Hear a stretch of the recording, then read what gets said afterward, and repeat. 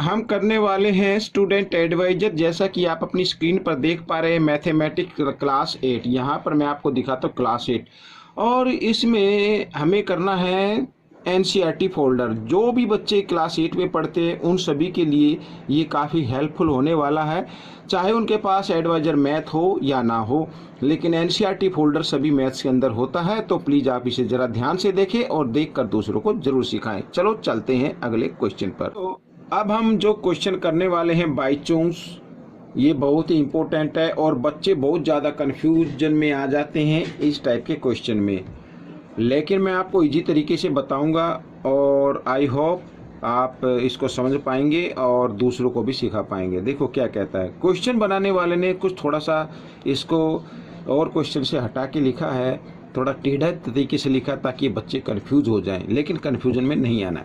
देखो, bye chance father is 26 year younger than by chance grandfather. ठीक है, यहाँ पर ये समझ में आ गया क्या लिखा है। यहाँ पर लिखा बाय चांस के जो फादर हैं वो बाय चांस के जो दादाजी है ना, ये देखो मैं इधर ये आपके सामने ये बना लेता हूँ।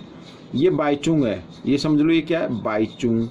और ये क्या है, ये है बाय चांस के फादर इसके। ठीक है, ये बाय चांस के फादर है और इधर ये है दादाजी यानी ग्रैंडफादर है।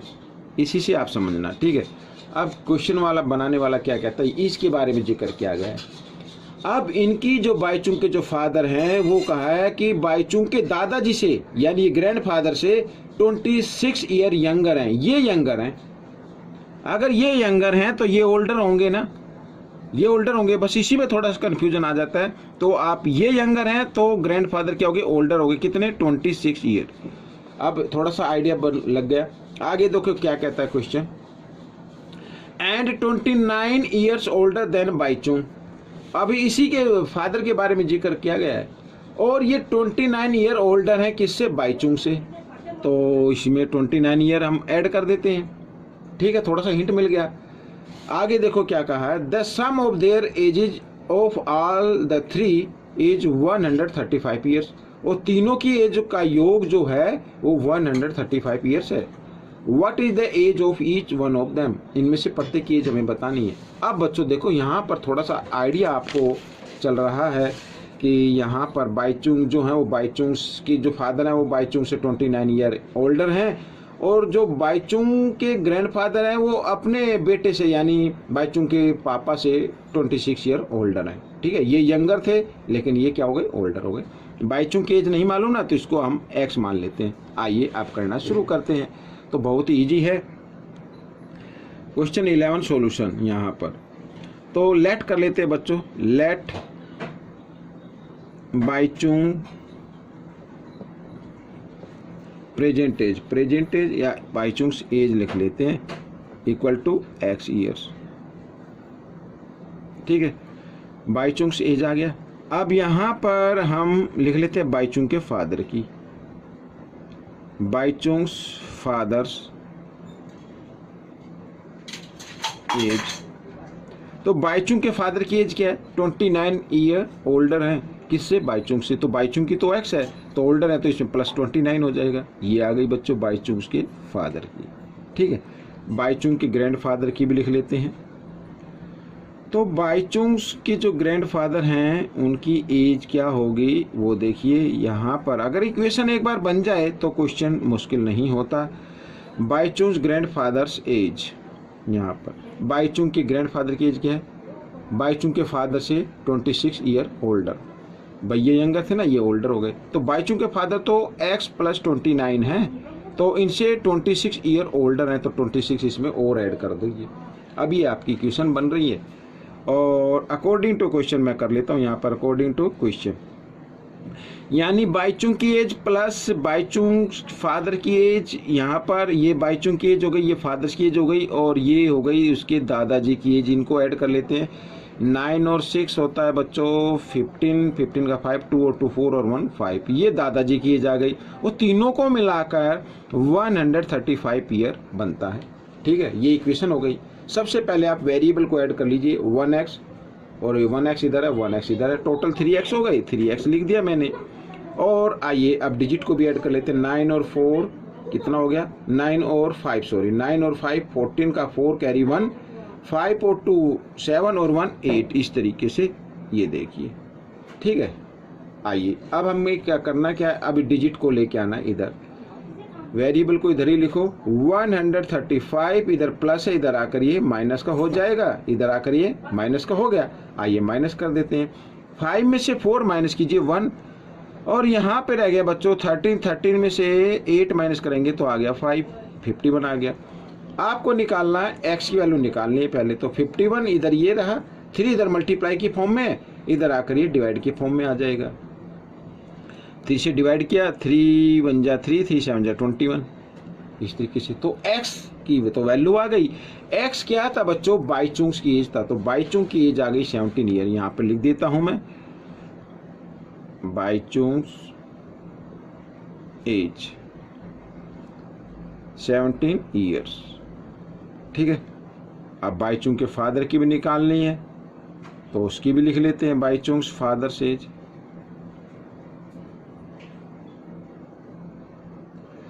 अब देखो क्या थी बाईचुंग से फादर की एज, ये रही।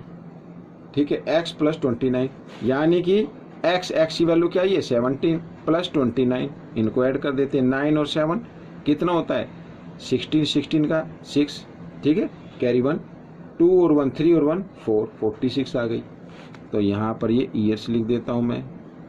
अब बाईचुंग से ग्रैंडफादर की भी निकाल लेते हैं, यहाँ पर ये मैं निकाल लेता हूँ बाईचुंग्स ग्रैंड फादर एज।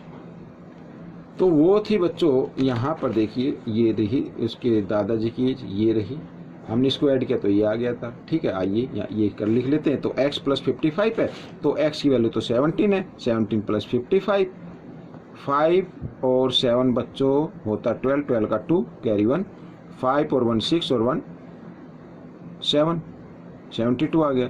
तो ये बच्चों ईयर्स आ गए। ठीक है, अब इनकी जो एज का सम है वो आप चेक कर लीजिए कि 135 आता है या नहीं। अगर आता है तो समझो क्वेश्चन हमारा ठीक हो गया। ये बाईचुंग की एज, बाईचुंग के फादर्स की एज और बाईचुंग के दादा की एज। ठीक है, 7 और 6 13 और 2 15 का 5 कैरी 1, 7 और 4 11, 11 और 1 12, 12 और 1 13। जी हाँ, बिल्कुल बिल्कुल क्वेश्चन ठीक है। तो बच्चों ये क्वेश्चन आपका सोल्व हो गया। आपको ये क्वेश्चन कैसा लगा मुझे जरूर बताना। ठीक है, अब चलते हैं नेक्स्ट क्वेश्चन पर। तो नेक्स्ट क्वेश्चन क्या कहता है, आइए देख लेते हैं क्वेश्चन नंबर 12। देखो क्या कहता है, 15 years from now Ravi's age will be 4 times his present age। What is Ravi's present age, Ravi की प्रेजेंट एज बतानी है। इसमें क्वेश्चन में कहा है कि रवि की जो एज है, अब जो एज है 15 ईयर के बाद वो एज जो अब की एज है ना उससे 4 times हो जाएगी। ठीक है ना, अब मान लीजिए जैसे अब उसकी 2 ईयर है, मैं एग्जांपल दे रहा हूं, मान लो 2 ईयर है या 4 ईयर है, ठीक है ना, या 5 ईयर है, 5 ईयर मान लेते हैं। तो 15 ईयर के बाद कितनी हो जाएगी 20 ईयर हो जाएगी, 15 उसमें ऐड हो जाएगा ना 15 ईयर के बाद। लेकिन वो अब अगर 5 ईयर है तो 15 ईयर के बाद वो कितनी एज हो जाएगी 20, लेकिन वो कितने टाइम्स होगी 4 टाइम्स। ये क्वेश्चन में ये कहा है। ठीक है, आइए करना शुरू करते हैं क्वेश्चन नंबर 12। तो क्वेश्चन नंबर 12 यहाँ पर तो लेट कर लेते हैं बच्चों, let Ravi's present age equal to x years. ठीक है, और आफ्टर 15 ईयर ये भी लिख लेते हैं, after 15 years, after 15 years, after 15 year. अब उसकी x है तो 15 ईयर के बाद यहां पर लिख देता हूं रवीज एज कितनी होगी, तो इसमें 15 ऐड हो जाएगा। लेकिन क्वेश्चन कहता है कि ये अब 4 टाइम्स हो गई, 15 ईयर के बाद ये एज कितनी हो गई 4 टाइम्स। देखो यहाँ पर अकॉर्डिंग टू क्वेश्चन मैं लिखता हूँ, ये तो प्रेजेंट एज आ गई और ये एज आ गई 15 ईयर के बाद। अब ये क्या हो गई 4 टाइम्स हो गई, क्वेश्चन में यही कहा है 4 टाइम्स हो गई। अगर हमें दोनों की एज इक्वल बनानी है तो ये 4 टाइम्स हो गई, तो इस एज को 4 से मल्टीप्लाई कर दो। अब दोनों की एज क्या हो गई, इक्वल हो गई। ठीक है ना। अब जैसे भाई मैंने वही बताया था ना, इस तरीके से मैं आपको बताता हूँ। यहाँ पर जैसे ये लिखा है 2 और यहाँ पर लिखा है ये 20। अब ये 18 डिजिट का डिफरेंस है, तो लेकिन ये टाइम्स में कितनी है, 10 टाइम्स है। ये नंबर क्या है, इस नंबर का 10 टाइम्स है, ये 10 टाइम्स है, आपको दिखाई दे रहा है। अगर हमें इसको इक्वल बनाना है तो इसको ना 10 से मल्टीप्लाई कर दो। इसको ना, ये तो ऑलरेडी है 10 टाइम्स, तो इसको कर दीजिए 10 से मल्टीप्लाई, तो दोनों की एज, दोनों जो नंबर है वो इक्वल हो गए।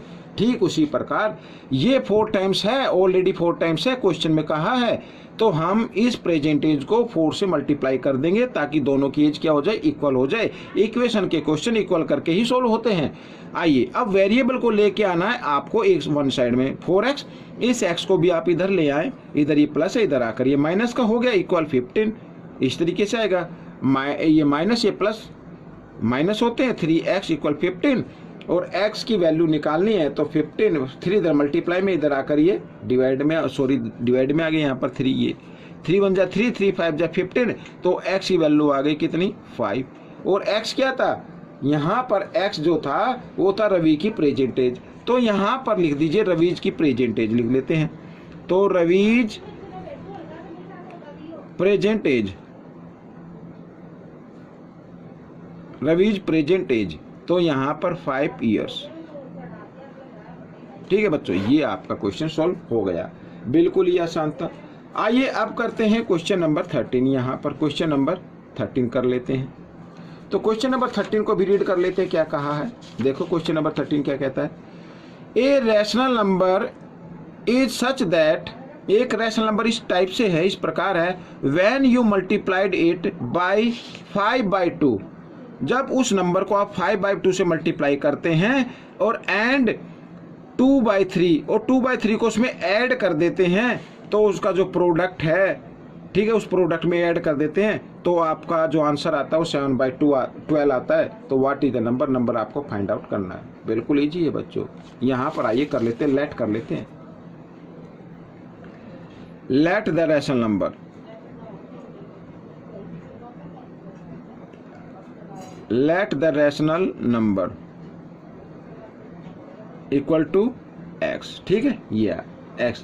अब इसमें कहा है कि एक रैशनल नंबर है, अकॉर्डिंग टू क्वेश्चन में यहीं पे लिख देता हूँ। इस रैशनल नंबर को क्या कहा है कि 5/2 से मल्टीप्लाई किया गया है। ये 5/2 से मल्टीप्लाई कर दिया हमने, तो कितना आता है, प्रोडक्ट कितना आता है, 5x/2 आता है। फिर इसमें कहा है कि इसमें 2/3 को ऐड कर दिया है, ये ऐड कर दिया, और रिजल्ट जो आपका आता है वो आता है बच्चों 7/12। ठीक है, ये रिजल्ट आपका आ गया इस तरीके से, ये रहा बच्चों। यहाँ पर ये आप देख सकते हैं, ये 7/12 क्या आ गया, आपका रिजल्ट आ गया। ठीक है, आइए करना शुरू करते हैं। तो यहाँ पर बच्चों ये क्वेश्चन को देखो, अब क्या करना है। यहाँ पर बच्चों मैं थोड़ा सा कन्फ्यूजन में हूँ, ये कि यहाँ पर ये माइनस का साइन है, यह क्या हो सकता है, प्रिंट में ये आ गया, ये माइनस का साइन मेरे को लग रहा है, तो मैं इसको माइनस ही कर लेता हूँ बच्चों। यहाँ पर क्या कर लेता हूँ, माइनस कर लेते हैं। ठीक है, अब देखो, अब ये क्वेश्चन आपके सामने है, तो हम इसको करते हैं 5x/2, इस फ्रैक्शन को आप इधर ले आओ, तो इधर आकर ये -7/12, और ये प्लस है, ये भी क्या हो जाएगा, -2/3 हो जाएगा। अब एलसीएम लेना 12 और 3 का, अब ग्रेटर नंबर 12 है, और जो 3 की टेबल में आता तो ग्रेटर नंबर ही आपका क्या हो जाएगा, एलसीएम हो जाएगा। ठीक है, अब क्योंकि एलसीएम और डिनोमिनेटर सेम है, तो न्यूमरेटर को आप यूं कहीं लिख सकते हैं, यहाँ पर माइनस का साइन। अब 12 को 3 से क्या करना है, डिवाइड कर देना है। 3 4 जा 4 पे चला, 4 2 जा 8, इस तरीके से। अब यहाँ पर -7 और -8 -15/12 आ गया। अब आपको निकालनी है x की वैल्यू। अब x को रख ले इधर, बाकी नंबर को आप इधर ले आए, पहले तो ये लिख लेते हैं। अब 2 इधर डिवाइड में, इधर आकर मल्टीप्लाई में, 5 इधर मल्टीप्लाई में, इधर आकर डिवाइड में। कहने का मतलब है 5/2 का रेसिप्रोकल इधर आ जाएगा। ठीक है, आइए करते हैं।